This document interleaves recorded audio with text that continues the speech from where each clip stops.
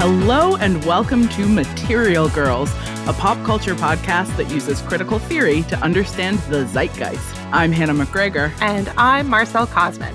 This week, we're talking about Tupperware and the infamous Tupperware parties. And these are among the most well-known examples of what's called direct selling, but more specifically, multi-level marketing schemes. Oh, heck yeah, we're talking about pyramid schemes. Oh, yeah. So naturally, this has me wondering, Hannah, what kinds of direct selling, narrowly avoided pyramid schemes have you narrowly avoided? I have only been to 2 genres. I have been to a legit Tupperware party, which was very fun, and I bought some Tupperware. What? That I still own and use regularly. So this episode is brought to you by Tupperware. Definitely not a pyramid scheme. But the one that I came closest to buying into was vegan skincare / wellness company Arbonne, which really sort of infiltrated my demographic in the 2010s, I would say. It was during my PhD for sure, and I had like multiple friends who were selling Arbonne. I went to a lot of these parties. I bought a lot of this product. I probably would have become a seller if I knew enough other people. So that you could sell to them. But I was already at the bottom of the pyramid. I have not touched an Arbonne product in over a decade, but there was definitely a period where we were all like really using that moisturizer, eating that protein powder, slicking on those tinted lip balms. So speaking of slicking, the closest I've ever come to buying into this kind of direct selling multi-level marketing scheme were the sex toy parties that were kind of all the rage when I was in my undergrad. And the company in particular that I remember was Joy Toys. I believe Toys was spelled with a Z. And it wasn't until I started doing the research for this episode that I was like, oh my God, I narrowly missed sinking like $500 that I didn't have into a part-time job that would ultimately not have given me any money whatsoever. That's wild. Yeah. Yeah. I've also been invited to pampered chef parties, and I think my mom threw a pampered chef party when I was a kid. And I own some pampered chef products. I also own some pampered chef products. Yeah. So, the moral here, and we're going to get into it, is that multi-level marketing is great everywhere. Oh, everywhere. Okay. It's time for Why This, Why Now, the segment that asks the materialist question, what are or were the historical, ideological, and material conditions for our object of study to become zeitgeisty? So, Marcelle, the topic today is about Tupperware, but also, I think, probably about pyramid schemes. So, is there any value upfront in differentiating between, say, legitimate, respectable, multi-level marketing campaigns and pyramid schemes? Is there a difference? So my research has convinced me that there are, in fact, no meaningful differences between multi-level marketing and just straight up pyramid schemes. Okay, so multi-level marketing is just what you call it when you don't want to call it a pyramid scheme.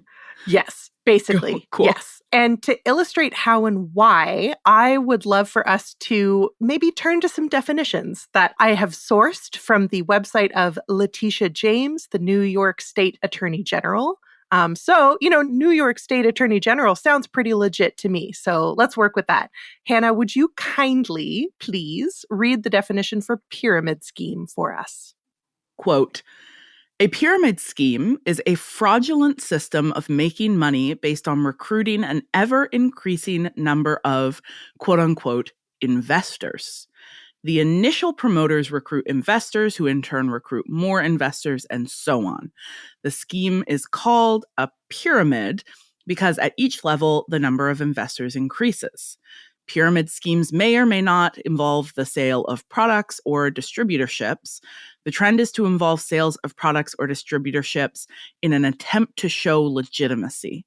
This is done solely to sidestep the regulatory agencies, as most state laws prohibit marketing practices where the potential for profit stems primarily from recruiting other investors and not from the sale of products. Oh, they're just pretending to sell stuff because they have to. Oh, that's very funny. Okay. The bottom line, however, is that in all pyramid schemes, the selling of a product itself is much less important than the recruiting of new investors. End quote. That's bonkers. I've never thought of it that way before. That like, yeah, there's a product involved, but the product is here as a cover for what we're actually doing, which is recruiting people into this company. Exactly. Yes. And just to be completely clear, pyramid schemes are illegal. You are not allowed to make money by inviting people to invest in a business whose sole source of income is getting more people to invest. That's a non-existent business. This is just a scam.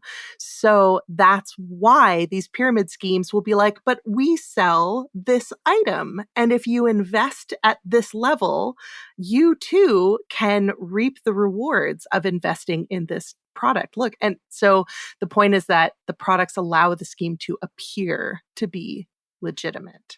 Yeah, that's really interesting because then that also suggests that the degree to which we take a company seriously, like Tupperware, right? Recognized brand, is mostly an indication of the degree to which they have successfully framed what they're doing as selling a good product versus recruiting people into selling it. That's right. And you own Tupperware, Hannah. I also own some Tupperware. And to be clear, Tupperware can be pretty good. It's Tupperware.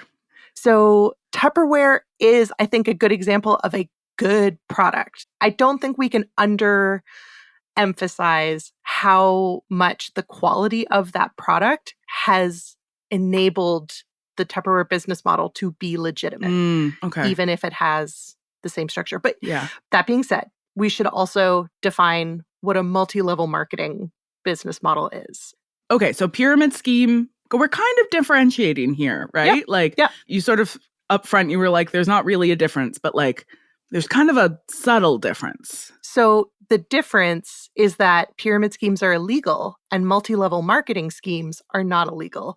Okay. Once a multi-level marketing scheme is found to be a pyramid scheme by, say, the New York State Attorney General, it stops being a multi-level marketing scheme and starts being a pyramid scheme. But let's look at how multi-level marketing is defined before we nitpick.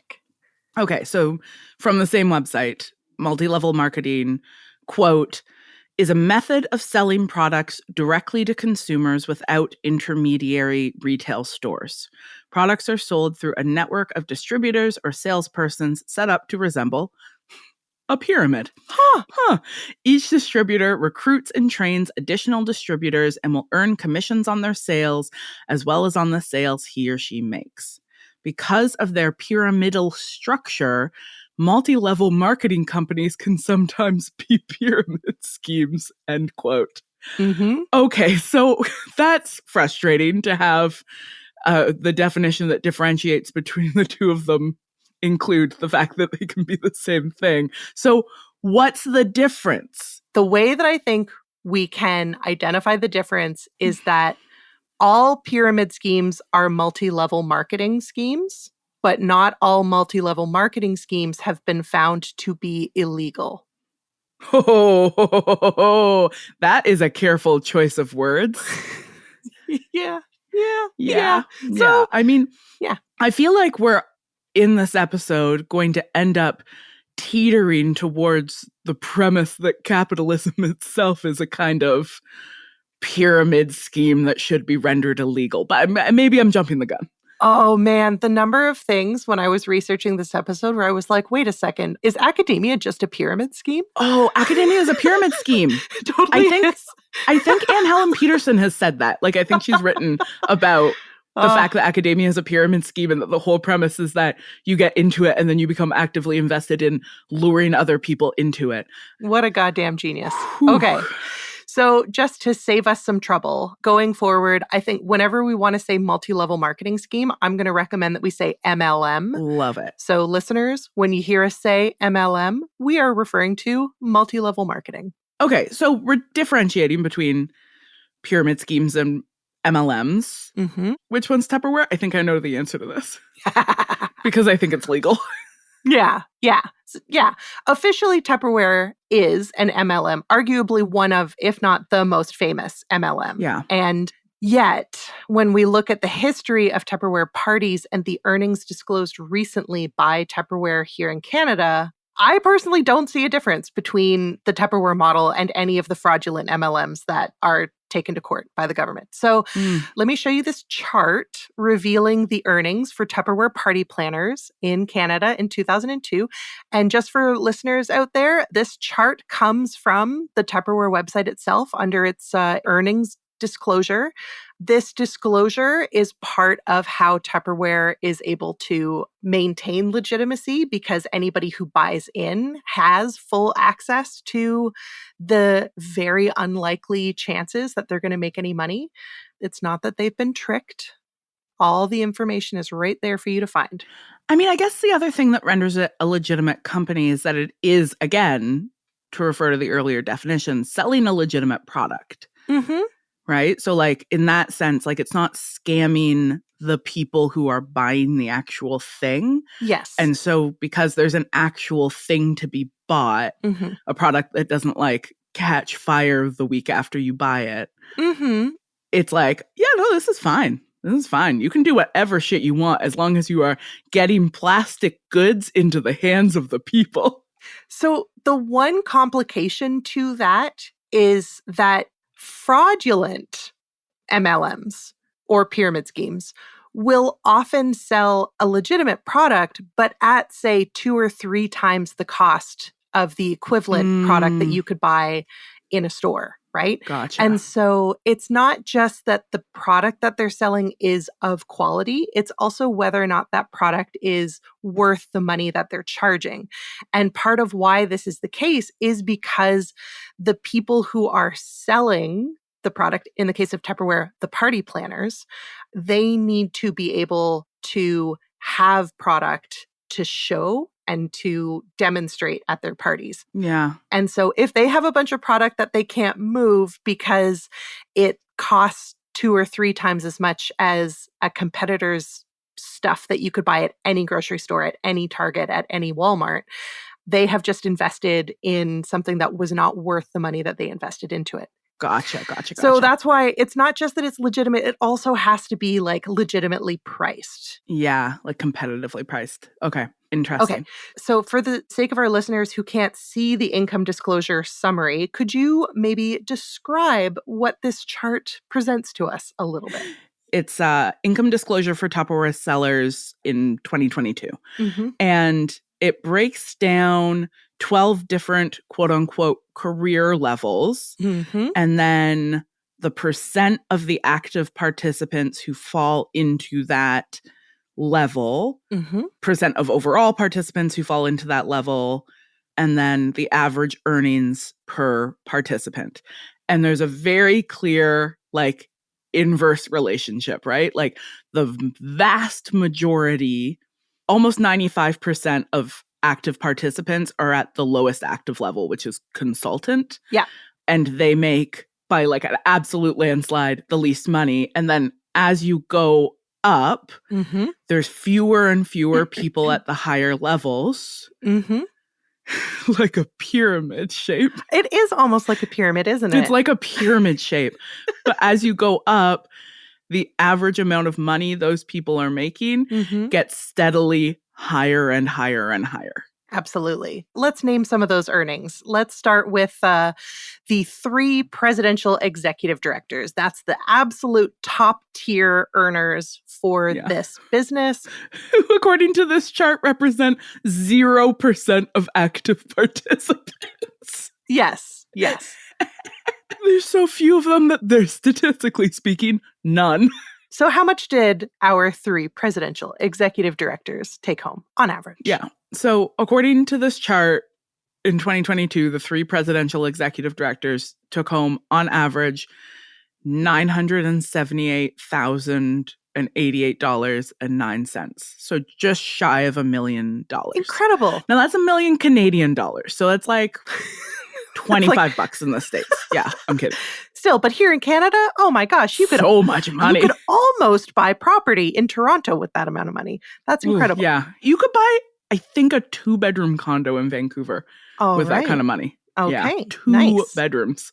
Great. Okay. So there are 6 regular executive directors. What did they make? Yeah, interesting. Okay, 6. When we get to the number 6, we're now at 0.01%. So they actually statistically exist. That's thrilling. Marvelous. And it looks like their average earning was $355,006.04 each. Oh, okay. Well, that's a lot less than the presidential executive directors. It's less than half, but it's still a lot more money than I make. Truly, dreams really can come true. So what about the 19 5-star directors? Oh, yeah. Okay, now we're getting up to 19. That's so many people. That's 0.04%. Woo! My goodness. That could be you. So they made an average of $189,578.81. Okay. That's good. Again, still more money than I make. Yeah, that's a great amount of money. I love the idea of making that much money. I would go to Disneyland twice a year if I made that much money. Marcelle, time to start selling Tupperware. Time to start selling Tupperware. Okay. I mean, now that this is my new plan, let's roll down the list a little bit to see what, some of the people closer to the entry point, So yeah. Let's skip some of these directors. There's 3-star, there's 2-star, and there's 1-star directors. Skip them. What about just the plain old director level? Yeah. Amazingly, we've gone down so many levels and we are still not at 1% of active participants. Oh my goodness. Okay. We're still at 0.53% of active participants. So cool. But when we get down to that number, they are making an average of $38,245.07. Oh. Which is the average salary for somebody working in the arts, I believe. Not enough to live on. No, it's not. And it's also a lot less than what I make right now with my 2 part-time jobs. Okay, well, that sucks. Yeah. All right. Well, but maybe they're just not hustling hard enough. Marcelle, it's only going to get worse. I really hate to break it to you. So there's executive managers. Forget about them. And then below that, there's star managers. We don't need to worry about them. What about just the regular managers? What do career level Tupperware managers make? Wow. Now we're at like 2.5%. Oh, okay. We've jumped. Yeah. So that's at least a reasonable number of people. And they are making on average just over $7,000 a year. A year? Yeah, that's nothing. I feel like you could manage a lot of things for more money than that. Okay, so thank you for walking through this journey with me. My pleasure. Can we talk about where the vast majority is? Yes, we can and must, because below the manager level, we have the consultant level. And the consultants are the party planners. Gotcha. Tupperware has this level divided into active and inactive. Mm-hmm. And according to this chart, in order to be considered active, a consultant needed to make at least $600 during a 4-month period in 2002. So to be clear, that doesn't mean they needed to make $600 in profit. That's just a sales quota. Okay. You need to sell $600 of stuff. Yes. And so of the 91,647 people at the party planner level, only about 40% of them earned enough money to be considered active. And how much on average did those active consultants make, Hannah? $656.33. Okay. Good. So not only is this average barely exceeding the $600 minimum sales quota required to even be considered active, It's also only, I did the math, about $12.60 a week and does not factor in any costs associated with throwing a party. I want to know, Hannah McGregor, how many bags of chips can you buy for $12? Because I cannot buy more than 3. I think if you're going with Lay's and they're on a deal at Shoppers Drug Mart, I think you can get 4. Yeah. So you're fine, Marcelle. That's fine. That's your weekly supply. If you're really looking for sales, this is going to keep you in chips for the week. This will keep me in chips, but before cost. Yeah, at least one of those bags of chips is going to the party. At least. Okay, so there are 12 levels to the Tupperware pyramid if we collapse the active and inactive consultants into one level of just like consultants. Yeah. And within those 12 levels, less than 1% of the people in the pyramid are making over $30,000 a year. Mm-hmm. At the top of the pyramid, we have 3 people making almost $1 million each. And at the bottom, we have over 91,000 people earning less than $13 a week. Mm-hmm. Wow. What a good pyramid-shaped scheme this company's come up with. Truly. And it's the folks earning less than $13 a week who are throwing the parties, which means that on top of buying the chips, they also have to have actual Tupperware to display. And it's an important part of the multi-level marketing format that you don't get those display opportunities for free. You have to buy them in order to sell them. Okay, so how much do those display sets that you buy for the parties cost? Well, I tried to find out. So Tupperware sells these things called starter kits. And I tried to find out how much they cost, but the Tupperware website would not tell me. Instead, I found a WikiHow, and the WikiHow gives 12 steps to becoming a Tupperware consultant. I would recommend 12 steps to quitting. Step 4, according to the WikiHow, is purchasing your starter pack. And, quote, as of October 2019, a basic starter kit cost $70. But you can purchase a larger kit for $125, end quote. Yeah. Wiki has American, so this might be American dollars. Could be. We joke, but they're close enough. So what does the basic $70 kit give you? A single sandwich container. Again, it's a great question. Obviously, sufficiently little that they had to introduce another level up so that people who really wanted to sell would have more stuff. But again, no information on the Tupperware Canada website. So I turn again to WikiHow, and it explains that each starter kit comes with, quote, an informative consultant manual, a pack of order forms, party hostess forms, catalogs, and a variety of Tupperware products, end quote. Okay, and so then when we look at like people are making, $656, we're not factoring in however much money they spent on these starter kits. Absolutely not. Plus, the WikiHow also recommends hosting 2 parties per month in order to meet your sales quota. So that means that in order to break even, I'm doing math again, you would need to spend less than $26 per party and have already paid for the items that you're showing to potential buyers. I don't want to host 2 parties per month, period, let alone 2 parties per month, at which I am trying to sell people stuff. Do you even know enough people to invite over to sell products to? I definitely don't. I know a lot of people, but they're mostly pretty broke. Yeah. So yeah, I need to get some rich, gullible friends. Where do I find them? All right. So why does anybody who isn't at the top of this pyramid think this is a good idea? Like, how is this viable when it seems so obviously to be a scam? That's a great question, Hannah. And now we're really getting at the heart of how and why these businesses work. Because to be clear, they're not good for the people who join them. Yeah. But they are really good for the people at the very top. Oh, no. Oh, no. Just like capitalism. capitalism. No, it's capitalism. Oh, no. So for our episode today, I'm drawing very heavily from a book called Selling the Dream, The Billion-Dollar Industry Bankrupting America, written by journalist and This American Life producer, Jane Marie. The book is specifically about multi-level marketing, its origins in the US, and how it works.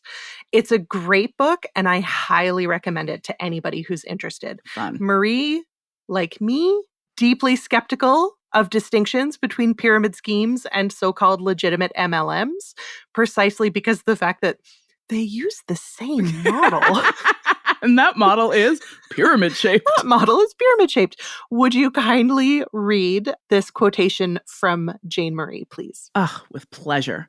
Quote, "In a triangular-shaped business structure, the owners and very early registrants sit at the top.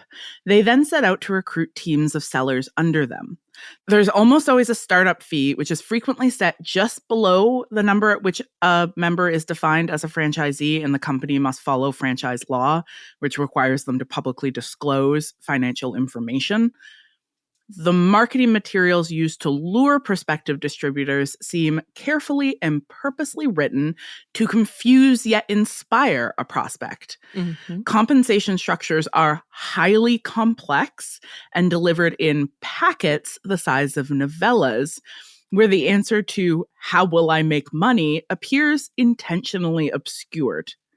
Many of these compensation packets open with paragraphs about hopes and dreams, empowerment and freedom, without a number in sight.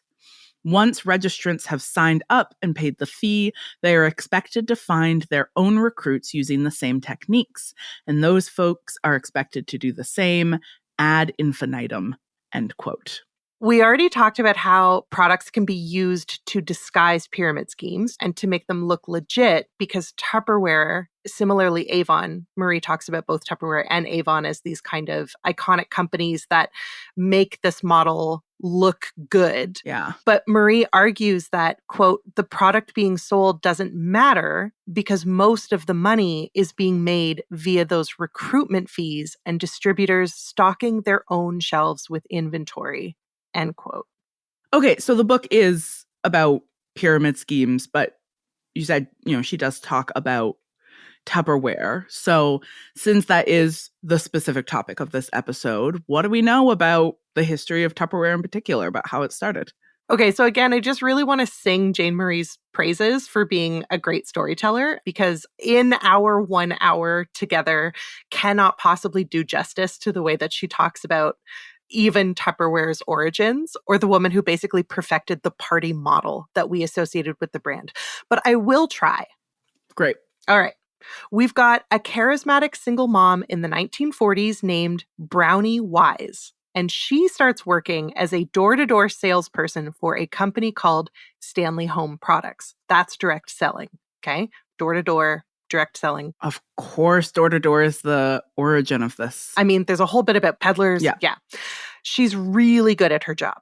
She becomes a regional rep for the company, but because she's a woman, she hits a glass ceiling and she can't move up any higher in the company itself.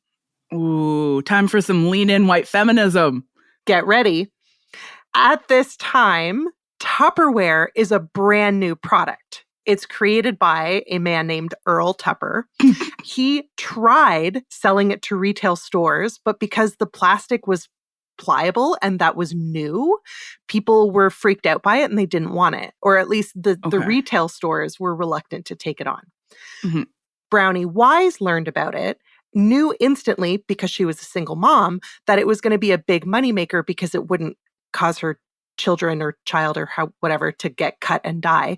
And she decided to buy a shit ton of it to sell alongside her Stanley Home products as a way to make some extra income, since her employer wouldn't actually give her a promotion to reflect how well she's working.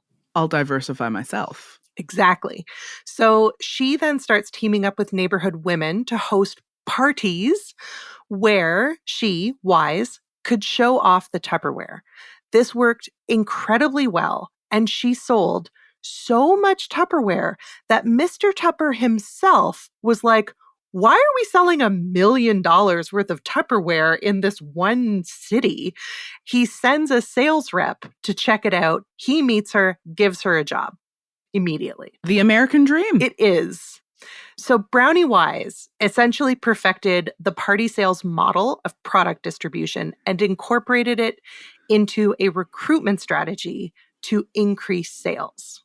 Okay. So let's talk more about this party model, because it strikes me immediately that it feels very gendered, that like door-to-door sales feels dangerous, riskier, whereas like a party model feels like a thing that women might feel more comfortable doing. So is there a gendered dimension here? There absolutely is a gendered dimension. It turns out, I couldn't possibly have known this.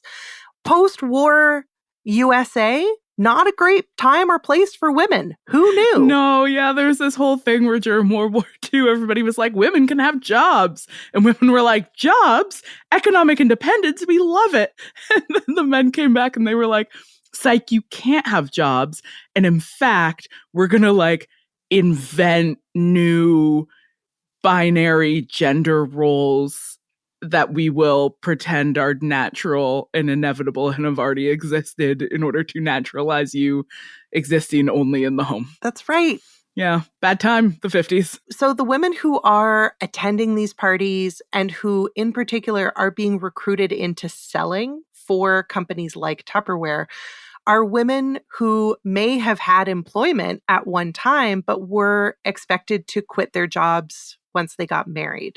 So there's a lot of emphasis, particularly in Tupperware, of women who have X amount of time available and who are interested in making X amount of money and whose husbands are willing to let them have X amount of time to do that work. Yeah.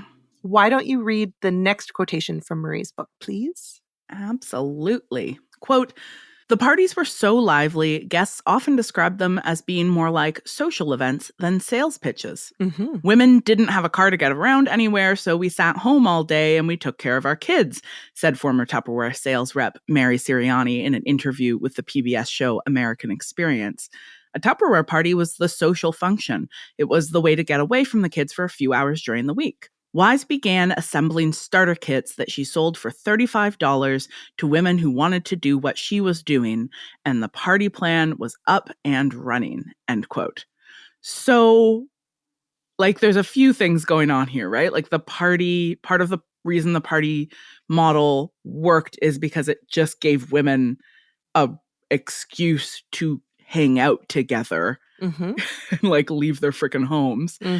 And then, you know, the party as a social event becomes a recruitment opportunity because otherwise, you know, women are stuck at home with their kids. And then if you become a Tupperware lady, it's like you get more opportunities to do more socializing and maybe make a little bit of money. And because it's the 1950s, you're not expected to make enough money to pay your rent. That's right. So your money can just be like pocket money or money for the kids. Yeah.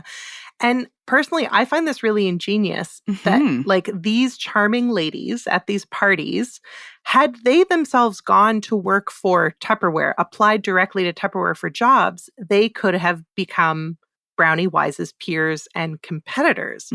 But by recruiting them to work for her, she also increases her own power within the company and expands her distribution network. Marie writes, quote, "The company under Wise's direction," because at this point Earl Tupper had made her vice president, taught reps specific tactics to attract potential recruits, such as walking them through how the extra income could help them afford a new appliance or piece of furniture, or in some cases, resorting to straight out flattery, end quote.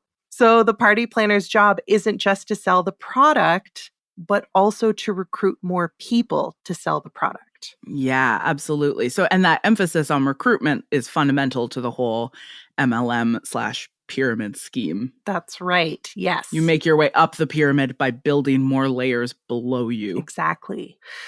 Before we start theorizing how and why the Tupperware party model works so well, I want to ask you to read one last quotation from Marie's book. Quote, Part-time entrepreneurship remains a core promise of most modern MLM brands. There's just one problem. Independent contractors for multi-level marketing companies are not entrepreneurs in any true sense of the word. They don't own the product they're selling or any intellectual property. They don't set their own prices or salaries, and they lack even the basic protections afforded to employees at a typical corporation, such as a guaranteed salary, benefits, and workers' rights afforded most employees under the law. This model lies at the far end of the spectrum of capitalist exploitation, where the workers have their bootstraps and not much else. Still, the idea of making money without having to show up to an office every day, or at all, is fundamentally appealing, especially among women with relatively few opportunities to earn their own income and with obligations to the unpaid labors of home. End quote. Ooh, I hate it. Oh, it makes me mad. You hate it, but you love the theory. Let's get into it. I've got some theory.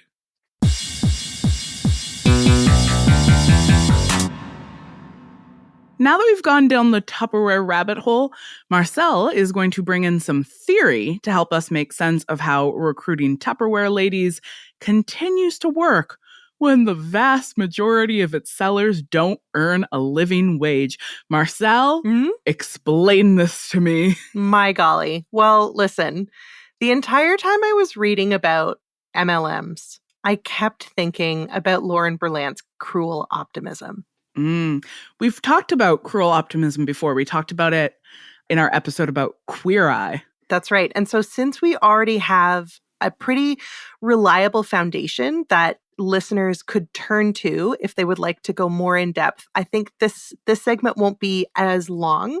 We'll just sort of touch on the important points as related to this particular issue. Awesome. And truthfully, I went back to my copy of Cruel Optimism being like, surely Berlant has a section on MLMs or something. And it is honestly shocking to me that they didn't write an entire book about how pyramid schemes target women, because nothing explains the ubiquity of pyramid-structured money-making schemes quite like Berlant's theory of cruel optimism. So let's clarify what cruel optimism refers to. Quote, optimism is cruel when the object/scene that ignites a sense of possibility actually makes it impossible to attain the expansive transformation for which a person risks striving.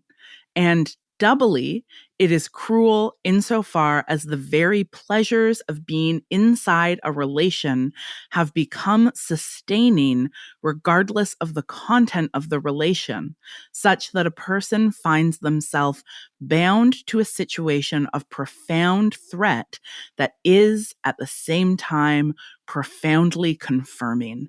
End quote. Ooh, boy. Ooh, boy. So in order to unpack that a bit, I think we can apply it directly to the way that Tupperware, as an MLM, entices recruits into its folds.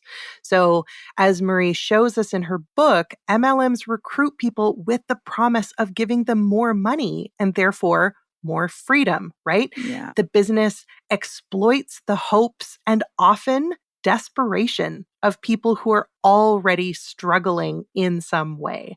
And in the examples that Marie gives us with Tupperware, sometimes that literally means flattering a potential recruit. Yeah. Hey, Hannah, you're so charismatic.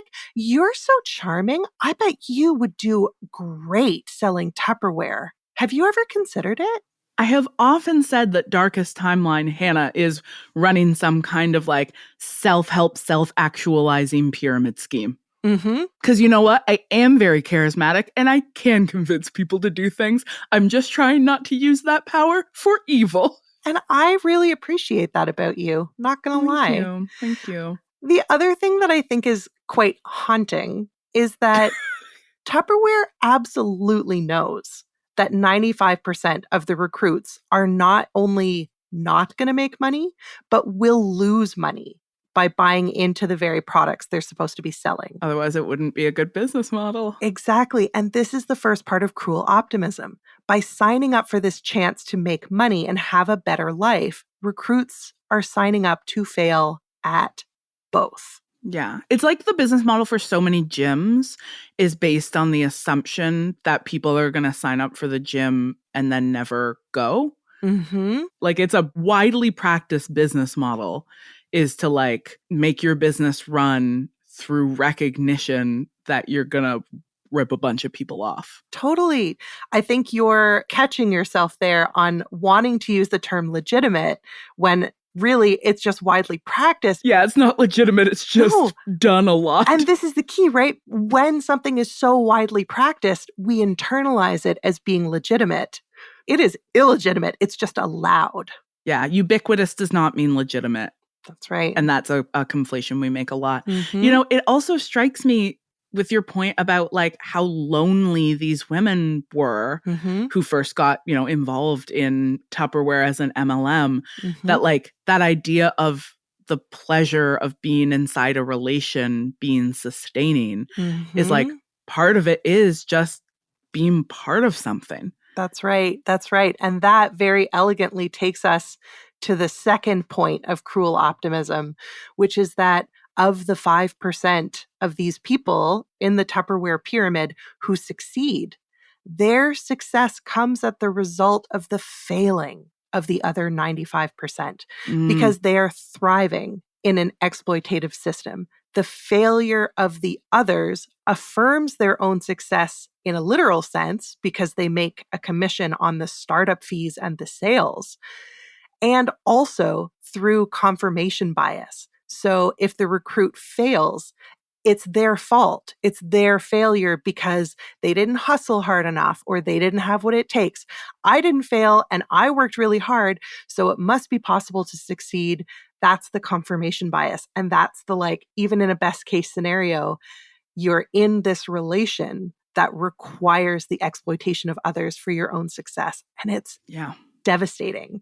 One other point that I want to bring up here is that Marie calls MLM recruiters independent contractors.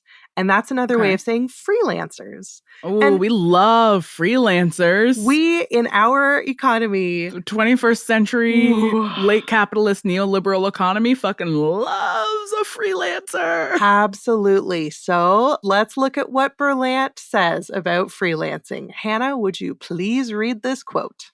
Absolutely. Quote, "The freelancer is one of the sovereign figures of neoliberalism, the person on contract who makes short-term deals for limited obligation and thrives through the hustle over the long haul." End quote. Beautiful, Ooh, beautiful. Who needs unions, labor protections, benefits, workers' rights when you've got a hustle? Exactly. And one more quotation, please.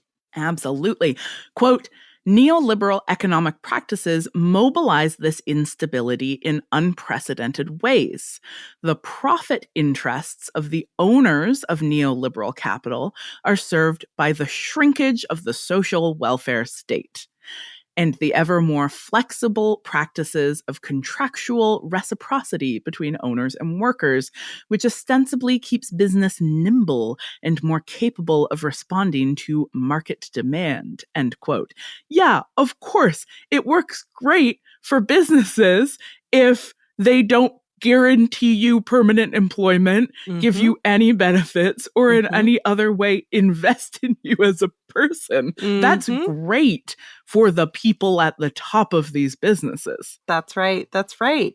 And so neoliberalism wants more contract labor because of the fact that it reduces the obligations that the business owner has to the employees. But as workers, the conditions of our exploitations, this is what's so wild, are framed as benefits to us. Flexibility, freedom. This is the same cruel optimism promised by MLMs.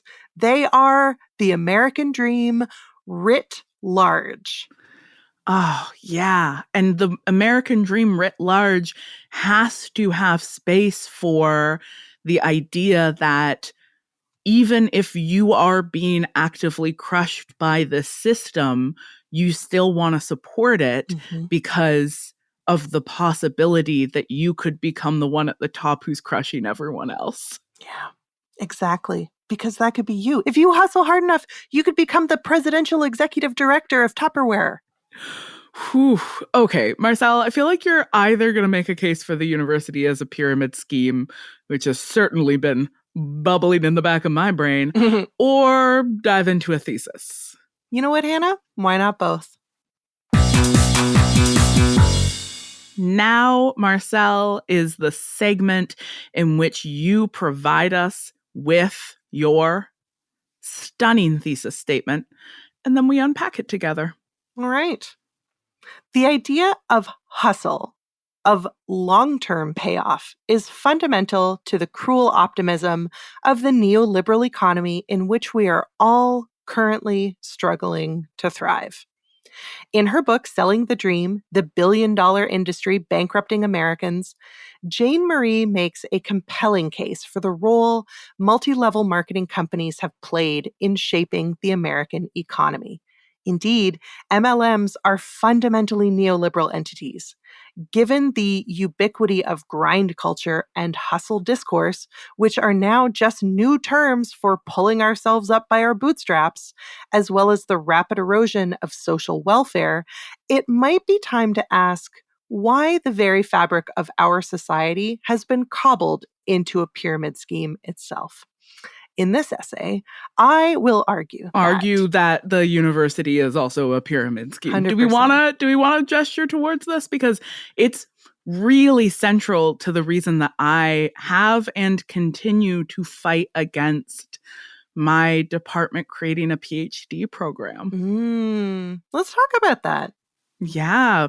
So there is a lot of internal institutional incentive to train PhDs. Mm-hmm. Within the institution, it is set up as being the most prestigious form of teaching that you can do. And while nowhere, anywhere does it say explicitly that you have to supervise PhDs in order to, for example, become a full professor, it is frequently implied that nobody who isn't supervising PhD students is actually reaching the top of their field, and thus that it becomes a wall, like a barrier towards ascending, gaining further legitimacy. Of a pyramidal structure?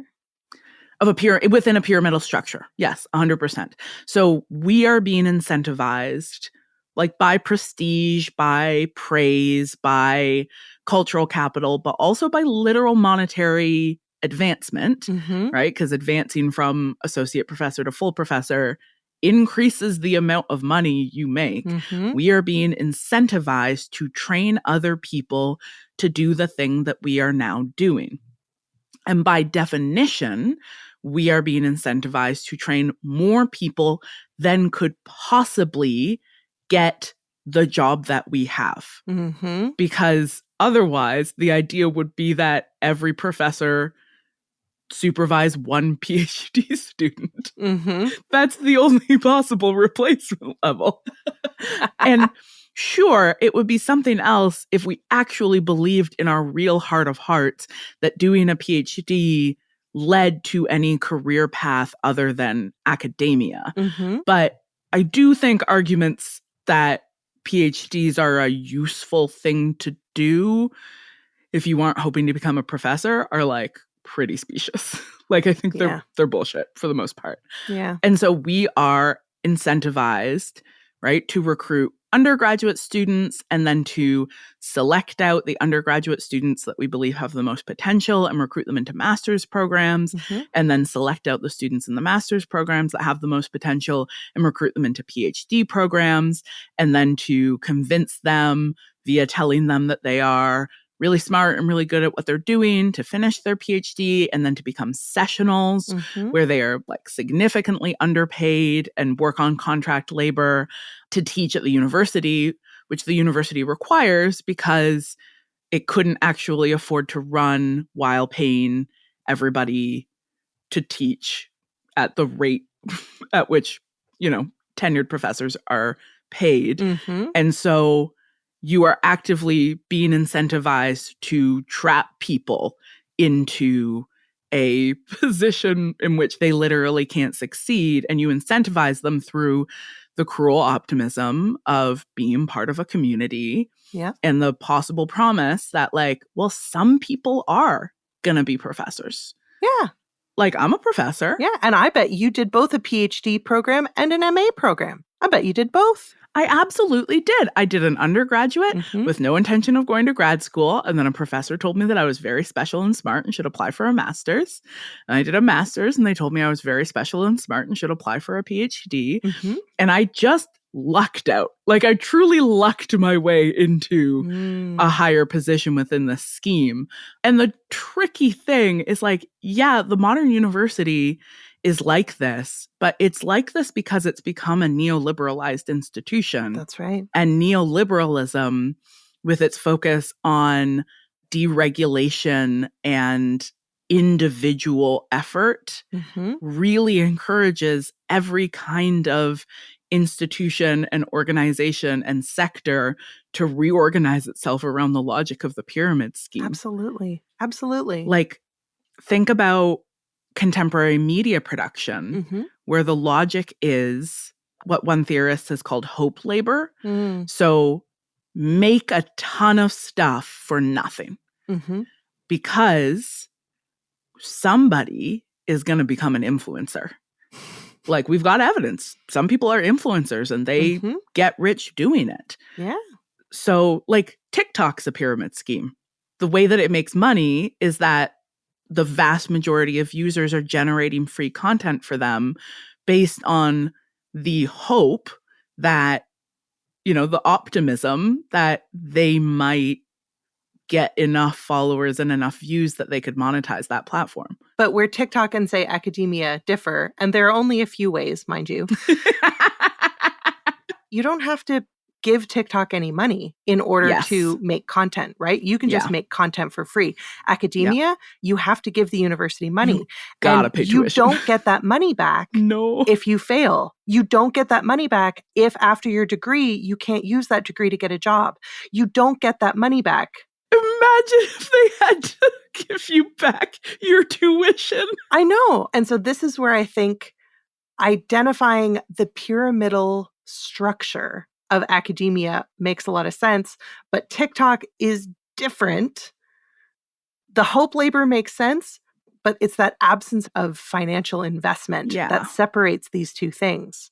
I would argue that part of what makes a lot of contemporary digital platforms operate like pyramid schemes but obscure the fact that they are doing that from us is that the investment that we are making is our data and our time, our attention, right? Yeah. In an attention economy, the mere fact of our looking at things, looking at ads, clicking through, clicking yes on the privacy notification and information disclosure notification that we absolutely are not reading so that they can then mine our data and sell it to other companies. Like, we are giving them a lot of stuff that we will never get back. It just has become deliberately obscured, right? It's not buying a $125 starter kit. It's clicking a terms and conditions button and then spending 5 hours scrolling through a platform that's just gobbling up our data. So then to use the Tupperware party model, we're all at the party buying the product. Yeah. We aren't signing up to be distributors, but we're all buying into it. Yeah. I think, you know, when you start making content, that's kind of the buying into being a distributor. Because the vast majority of users are just consuming. The vast majority of users on social media are just consuming. When you start to generate free content for the site, you are helping to build out the legitimacy of that site and building a greater user base as a result, right? If there's no content, there's no users. Yeah. I would love it for us to pivot back at some point to talk about like actual pyramid schemes, though, and not using it as a metaphor if we can.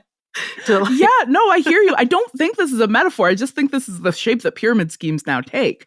The interesting thing for me about like the classic pyramid scheme is that I think it has at this point gotten a very bad name. Mm-hmm. And it's interesting to me to see how pyramid schemes like LuLaRoe, for example, right? That's the leggings one. Jane Marie talks about it in here. Yeah.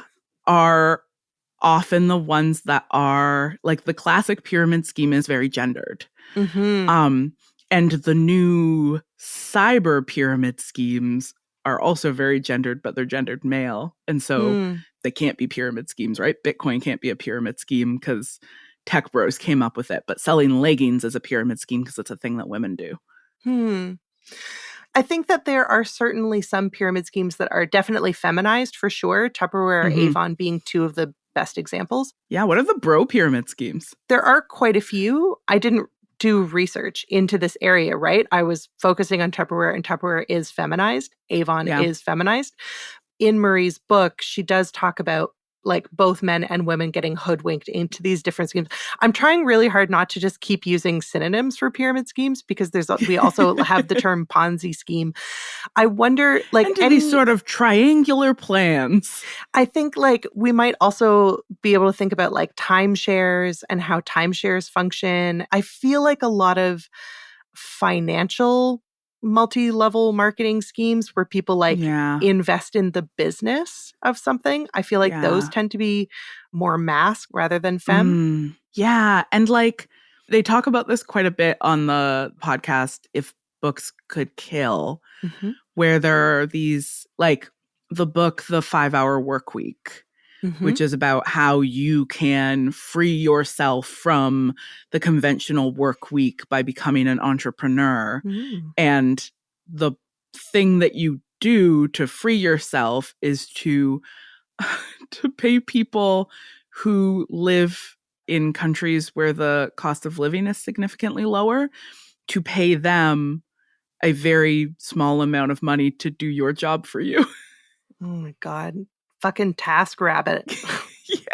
Yeah, 100%. So there's this like idea that part of being an entrepreneur, the very premise of it is figuring out how to scam other people so that you can do less. And one of the popular scams is to like sell entrepreneurship classes. Yeah. Right? Is to like do workshops and retreats where you teach people to do the same thing that you are doing. Yes. But you write in the book that that's how you make your money. So you're literally telling people that you're exploiting them, and people were like, haha, I also could exploit other people. That's right. Yeah. Yeah. Okay, let me backtrack a bit. Jane Marie, in her book, very helpfully points out the ways that some of the earliest multi-level marketing firms, or rather the founders, have gone on to become major players in the American economy. So just as an example, the founder of Amway, which is a huge multi-level marketing firm, which has gotten in trouble in the past for some pyramid scheme type behaviors that it has had to adjust.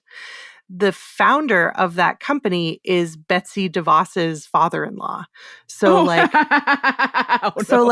these extremely wealthy, extremely important people in the US economy are deeply tied into the success of multi-level marketing. Yeah. So I think it makes a lot of sense then that the power and influence of these people have influenced our own economy such that it's become so neoliberal. So like the type of economy in which a Ponzi scheme or a pyramid scheme or an MLM thrives is the type of economy we have now because the people who developed these business models are now the major players in our economy. Am I making sense? Yes, absolutely. Okay. That the way that these schemes work is that if you are the one on top, you become extremely wealthy. Yes. And extremely wealthy people have power.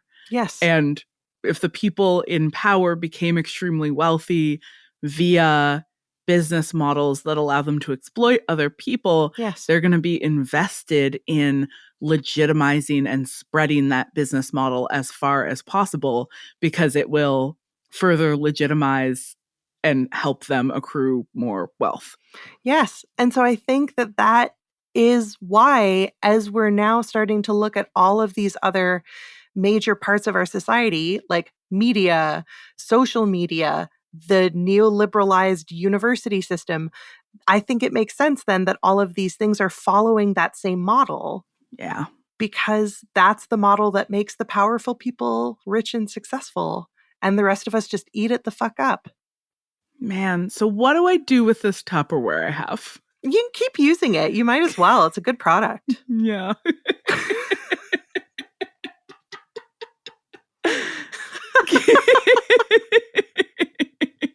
Yeah, if anybody out there wants some used Tupperware, I'm offering a great deal on it.